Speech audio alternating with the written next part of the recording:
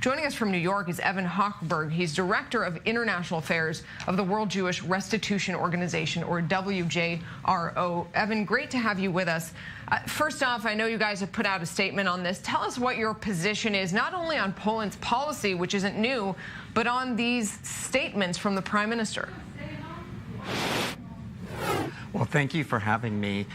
These statements by the Prime Minister were deeply insensitive to Holocaust survivors and their families. I actually heard about this statement first from a Holocaust survivor, and you can imagine how painful it is for a survivor who has waited for years for justice to hear about this from the Prime Minister of Poland. But at the same time, the Prime Minister's statement is also incorrect, because the property that was taken from Jewish Holocaust victims during the Holocaust were technically returned as a legal matter after the Holocaust. And so the issue really is that the Polish communist government after the war then nationalized the property for both Jewish Holocaust survivors and also non-Jewish property owners. So the issue that we have been calling for many years is for Poland to pass comprehensive legislation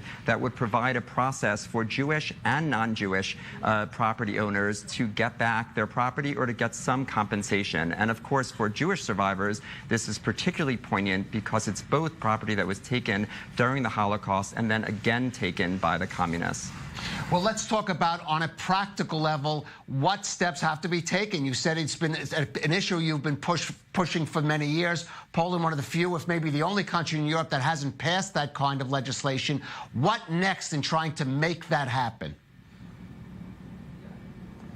So you're right that Poland is the only country in the European Union that has not passed comprehensive legislation to address this issue.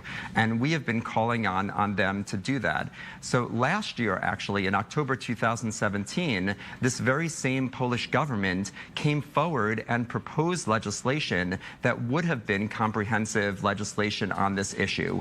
And at the time, the member of the government that announced the legislation said that he was ashamed that they had not done so in the previous 20-plus years of a democratic Poland. At the time, we said that it was great that they were coming forward. We had problems with it because the legislation as written would have excluded the vast majority of Holocaust survivors and their families. But at least at the time, they were recognizing that they needed to do something. So I think that we need to come back to that moment and to encourage the Polish government to do what they themselves understand need to be done.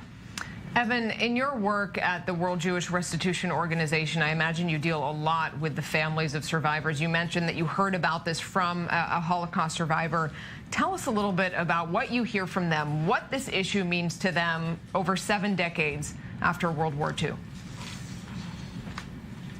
Sure. You know, there's a lot of frustration for Holocaust survivors who have been waiting for so many years for a measure of justice. Now, they, of course, could never get full justice for what was taken from them, but what they're really looking for is some acknowledgement of what was taken from them. And I think that what we have really seen is that when we're talking about these properties that were taken in Poland or in other countries, we're not just talking about the property, but the property stands for and represents to these survivors the last memory or the last tangible thing of what was taken from them. So for them, the house is not just a house, it's also the memory of their family that lived in that house. Same thing with articles like a candlestick. To them, it's their remembrance of what was taken during the Holocaust. And for them, it's particularly painful that then after the Holocaust, they were not able to get their property and it was taken again. And they often talk about being victimized twice. And then the thing that we're hearing about nowadays is survivors feeling that they're being victimized for the 3rd time, and that now a democratic country like Poland is not doing the right thing and not acknowledging that there should be some restitution or compensation for them and for other property owners who had this happen to them. Right, undeniably an extremely deep wound and an issue that has not been resolved really to any extent for many of those survivors and their families. Evan Hochberg in New York, thanks so much for being with us.